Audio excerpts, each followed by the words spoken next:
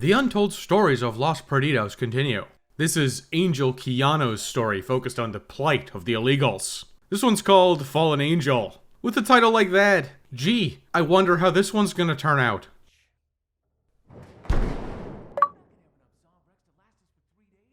Looks like all these illegals ended up dodging a bullet, since those ZDC chips were rigged from the start.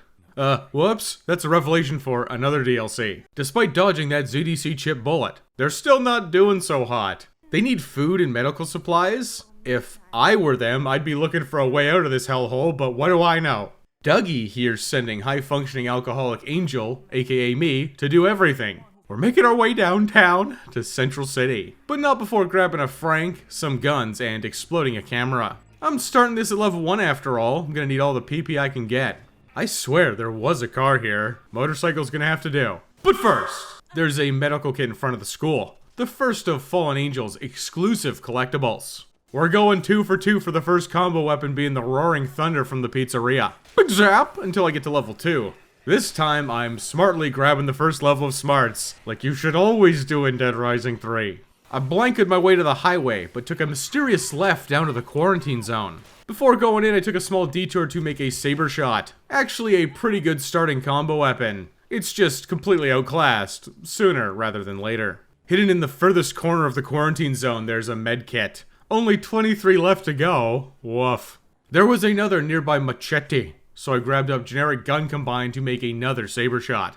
Shooting and slashing my way to Central City with my gun blade for those sweet PP gains. Man, I thought I was done with Spec Ops after Kane's DLC. My saber shot with a few levels is good enough to carve him up. Standard practice of going the long way around through Central City. Since I'm so low level, I got to the pavilion by the safe house by the skin of my teeth.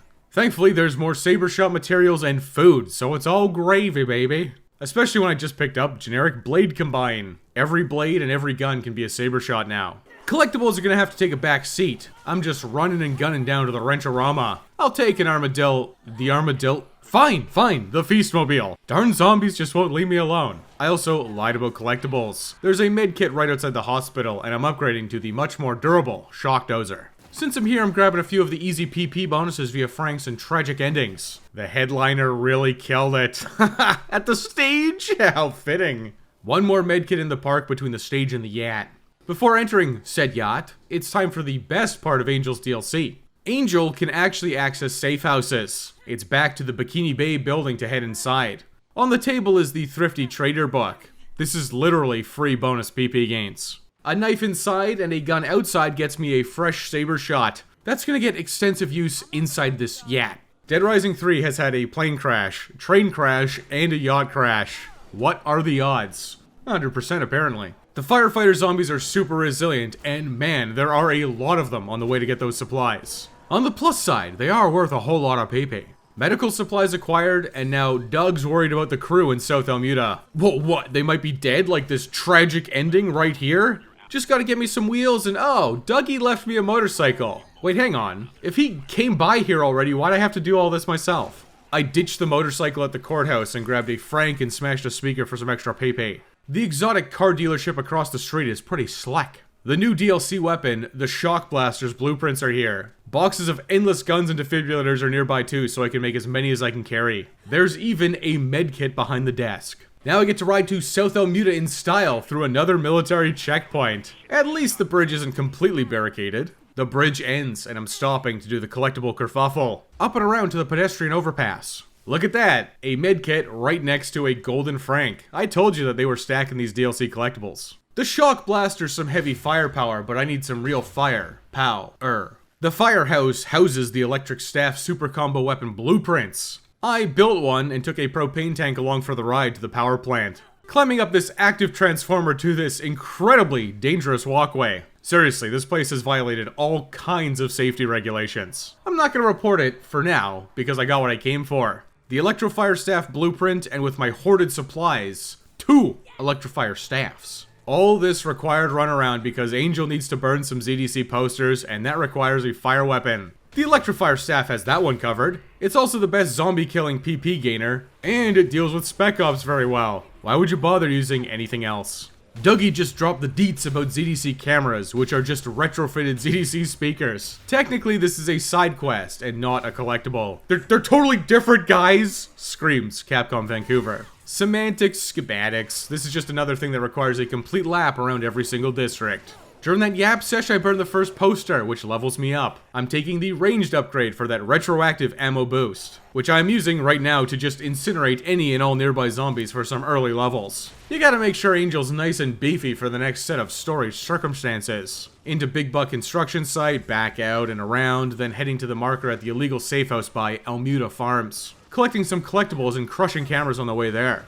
Thank you, Dougie. I never could have predicted Capcom Vancouver would have forced me to jump up a box truck to get to a roof. Oh look, there's another Frank, next to Saber Shop materials. If only I had more inventory space. Oh, I can actually get some. And that's enough extra room for another Electrofire staff here too. Nice. Ramshackle rooftop shuffle to the oh my god. There's no survivors, and they were all shot. Wait, I just did this as Commander Kane. He initiated a bio-cleanse all over the place. Did Spec Ups come in after the fact and shoot everyone anyways? Imagine having a cohesive timeline of events in this DLC story. The sole survivor is running, we got a runner. Silly Winnie, she's running to the bus depot. Doesn't she know service is disrupted during a zombie apocalypse? This guy here sure did. There's a ZDC camera, poster, and medkit along the way. Safe to say, I burned them all up. Frank marks the spot where Winnie's whining about surviving. We're talking this out. Oh hey, that's the first achievement. Alright, just need to head back to the school now. Except Winnie just told me they blocked the roads, which must have happened in the blink of an eye because I came through here and it was all fine. I guess I'm going through the aqueduct, so eastwards it is. Along the way I torched some propaganda and countless zombies for PP gains. God, I love the Electrofire staff. At the east side safe house, there's one more camera and another poster. This is actually where Dougie first tells you about them, but I'm ahead of the curve. I popped inside the safe house for the 4-wheeled fun book. This gives you increased vehicle durability. Unfortunately, you can't actually use the weapon lockers in the DLC. Angel's traps into the train yard. There's another poster cheekily hidden in the corner. Ooh, Frank too. Into the aqueduct. Hey, what's that flare? Oh, it's a Spec Ops guy about to shoot my buddies. Just can't let that happen. Seriously, if he does kill everybody, I get locked out of a trophy. Generic Spec Ops man feels the force of the staff. Go, you're free, friends. All of Angel's collectibles are finally available, so a complete lap of the districts is on the menu. But I won't be coming back to the aqueduct, so that tragic ending and this medkit in the alcove are getting snatched. Roasting my way through the subway, I incidentally burned a poster. Big kick! Damn, Dougie, calm down, I'm on my way back to the school. Just gotta torch this poster that eluded me at the very start of the game. The back to school special is the flaming sword. Now all you intruders, let me see your hall pass. None of them had one. I had to do what I had to do. The Hall Monitor achievement is story-based, and thus, unmissable. Dougie has found a new spot to squat immediately. It's only like 2 blocks away too. Race you to the comms tower. I've lost immediately because it looks like some of our homies got captured on the way, and Doug just ignored them. This guy's getting the business end of the Electrofire staff. Thanks for helping me free the other guys, dude. I really have to do everything myself. Parking lot medkit yanked, but I can't escape the allure of speedy espresso. In the cooler in the back, they've stashed the materials for an Electrofire staff. Always gonna make one when I swing by, especially since there's a poster right outside that needs burning. It's the same fate for the camera right beside it. Alright, Dougie, I'm here. Let's do this. Oh no, the door's locked. Pick a winner, Dougie. I'll take care of these zombies. Hang on, did you just say minutes? He really meant it too, because he is the world's slowest lockpicker. Where's Jill, the master of unlocking when you need her? Dougie here has the constitution of wet toilet paper. If a zombie gets anywhere close to him, he crumples to the floor dead. Finally, he got the door open. I can't escape my destiny as a Janny. I mopped up all the zombies inside the comms tower. What's next on the docket, Dougie? Getting everyone out of this hellhole? Oh, a food truck. Yeah, that makes total sense. It's not like you can't survive for an extended period of time without eating. All those people, all those hamburgers are gonna have to wait. Because now that all of the collectibles are available, it's time for, that's right, a collection lap around every single district. It's starting right here in Sunset Hills. At least it would have if I didn't forget to talk to Doug. Whoops. Told ya, he just keels over.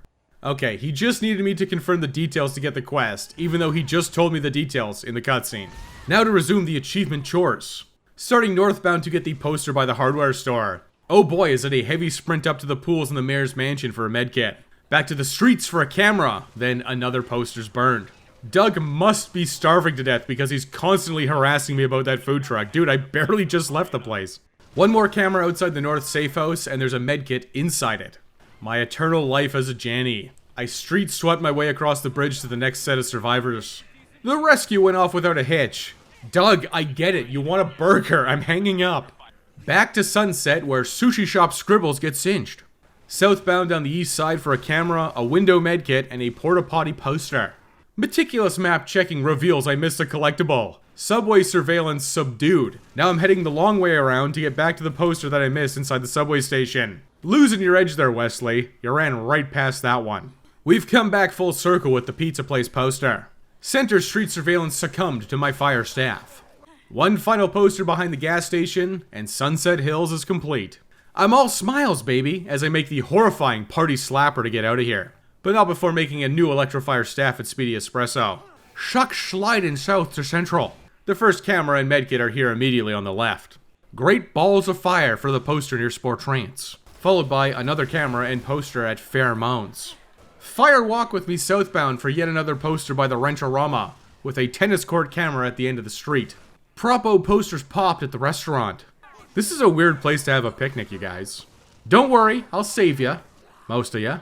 Hey, I prevented it. It says so right there. Rest in peace, Tracy, and now Allison. Why did she stay behind? Backtrack attack for the poster on the stage before continuing westbound. That bikini babe is always guiding us. It's no wonder that they put a camera here. Now this is one of the cheekiest hidden places. This is inside an alcove behind a tanker truck. However, its location has been burned into my memories. Drive-by camera crash and I'm back at the car dealership. I'm stocking up on shock blasters because I'm done to my final electrofire staff. Ooh, there's a poster here too. Northbound there's a camera at the military checkpoint and a second one near the clothing store's loading bay. Getting some serious deja vu from Gaines DLC. Seriously, why does this place need a forklift? That's the cameras done. One final zigzag should do it. A poster on the plaza, then behind a pillar at the museum. This medkit's a fitting find in the dentist's office. Central's last poster is hiding out above a clothing store on the shopping strip, hidden slightly above eye level. These shock blasters are super powerful and they've been blasting zombies, but also my eyeballs. It's really too bad that they're so powerful, I feel obligated to use them. That's 2 districts down, 2 more to go. South Almuda, here I come. How fortuitous! Another survivor spectacle on the bridge. Vicky ended up being the victim of a stray car. How'd that happen? The other 2 survived, but one's all I need. Turns out Winnie was right, they really did just wall off South Almuda. Wonderful. I could make an entire video talking about how bad the map and scenario design in Dead Rising 3 is, man. And maybe I will. But for right now, it's going the long way around, baby! Snaking back through Central and heading across the bridge, which is not blocked off. This ended up working out okay, because there's a medkit here, right next to a Frank in the train car. Before heading down the off-ramp, I headed up the ramp to get on top of the fire truck for another medkit. Oh look, this way into South Almuda's also walled off. Alright, I've got one chance before I have to run all the way back through the aqueduct to South Almuda. It's down to Ingleton. Stopping by for medkit 17 after doing some musical chairs with musical instruments in the box truck. Are you serious? Okay, well there's a hole in the wall I can pass through. Crisis averted. But my god, man, why would Capcom Vancouver wall off everything? I swear that they had some mandate to make this game as obnoxious and annoying as possible. Finally, inside South Almuda, I'm shock blasting south. Through the recycling center to roast a poster on the dollar store. Averting my pure eyes from the sex shop for one more poster. Then doubling back for Frank in the fireworks factory. Southbound camera smashing leads to another hostage situation. I ain't got time for negotiations. Hey, Meatloaf always said, 2 out of 3 ain't bad. Shock blasting back to camera 7, and then looping back up to the warehouse to find the elemental staff blueprint. But for all intents and purposes, this is a brand spankin' new electrofire staff. Careful on those jagged warehouse stairs. Oh, they planned accordingly with a medkit at the top. Dropping down to the plane hangar to plaster the poster with pyroflagathon. Construction site camera crushed. Just a few more South Almuda collectibles. Another poster on the gas station, then another medkit hidden in this tiny alcove in the warehouse. South Almuda's final collectible is this medkit in the clothing store. Not that you'd know that, since no shops are actually labeled on the map. At least not without Microsoft's smart glasses technology. South Almuda status complete. I rushed over to Almuda Farms to get an electrofire staff for those pesky Ingleton posters. Oh hey, my car's still here. The Chinese Opera House has a legally required medkit to collect. Rescues are failable, so they're the top priority. I'm racing over to Rounda's Rancho-Rama to save the illegals from a tragic end. I swear that I've already saved these guys before, though. There's one final required rescue, and it's at the motel. That's everybody rescued. Well, most people. But it was more than enough to get the Guardian Angel achievement. That was this DLC's only missable achievement, so it's smooth sailing from here on out. The motel is a poster to burn, and the loop around Ingleton begins. I just gotta ignore Hamburger Fiefdom for now. I don't care how hungry Dougie is. North to crush a camera, then roasting westbound to the next one at Shavy's garage. One more poster at the Diamond Panty Strip Club. Sure would be nice if the cab company was actually open, but I'll settle for smashing the security camera and torching the poster beside it. Hidden in a military van next to the sticky bomb blueprint is another medkit. Only 3 to go. No Hamburger Fiefdom yet, Dougie, but I'll shoot that camera. To the south side of Ingleton. One poster to Pepper just sitting out next to some fruit. Another camera's on the street beside the fire truck. This is the same place as Kane's. Shocker. The next medkit's next to Frank in the funeral home's garage. Across the street's another poster ripe for the roasting. The poster by the cement mixer in the basketball court's lit up. Zipping back over to Rhonda's for the penultimate medkit in the clothing store. Alright, this poster is not in the liquor store. Oh god, it's on the roof, isn't it? Up and around the movie theater to snipe it on the roof. What good is that poster doing to the cause anyways? Whatever, I'll take the Mecha Dragon blueprint since I'm here. Dropping to ground level, then northbound to the shanty for the Mecha Dragon Blade blueprint. Now quickly up to the barbershop for the last medkit. That's the MedTech achievement. The penultimate camera is right here, and the final one is only 70 meters to the right. All security cameras successfully destroyed for the no peeking achievement. Teehee. Tooling around in a conveniently placed hearse. Quick rip south to ignite another poster, then it's back north through the alley. Why not make a Grim Reaper while I'm here? Poster 39 of 40 is on the buffet next to the helicopter. The final poster is sitting on Hamburger Fiefdom, which is swarming with Spec Ops protecting the Feastmobile. Ain't nobody gonna prevent Dougie from his burgers. Burn baby burn unlocked.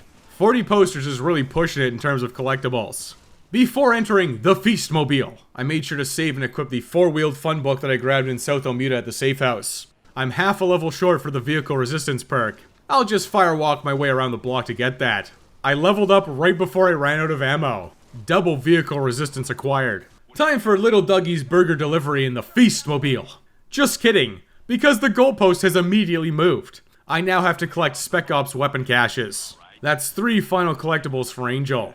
I ditched the Feastmobile to save its integrity. I caught myself a cab to the cemetery, then ran on foot to cash in on the cash. Then I just hoofed it back to the Feastmobile at Rounda's. Hey, leave me alone! Taste the pain, random rooftop Spec Ops guy. The other 2 caches are on the way back to the comms tower. Halfway across the bridge, it's a quick in and out for the second cache. Number 3 is a slight detour south to Central City. I hoofed it on foot to the truck to maintain the whole integrity of the Feastmobile. The goalpost ain't gonna move again. Dougie's dying for that burger. Feastmobile successfully dropped off. The comms tower is now officially well stocked. And so is my achievement list. Dougie's got himself a court date in Central. He's useless, so I better go help him out. Doug's plan is genuinely awful with his toilet paper level constitution. He wants to sit there and get blasted by Spec Ops while I provide covering fire with shock blasters from the car dealership. Now this part's actually hard if you're playing it as intended, since Doug just crumples to the floor under no resistance. But I am what you may call a gamer. Why would I wait up here? I'll just run right to the source. I'm spawn camping these Spec Ops and laughing about it. Oh, well, the goalpost really did move again. I ran over to it. Just asking this guy politely if he knows where the illegals are being held, then just letting him get devoured by zombies? Are we the baddies? Maybe, but I have successfully completed the Shakedown achievement. Angel ditches the hoodie for a heroic final act costume change. I'm sweeping up the streets to the illegal detention center. My trusty shock blasters are here to clean up the place. I really am just a Janny doing it all for free. Investigate the lab, grab a key, blast some dudes, and then rescue the illegals. The DLC is officially over. Angel smartly uses deception to trick the Spec Ops guys into thinking she's going to the hotel. But then she actually goes to the hotel? What? Why? The paperwork's been filed. Angel officially changed her name to Noble Sacrifice. Noble Sacrifice gets her wings, and that's the final achievement. She definitely ain't gonna be in Dead Rising 4.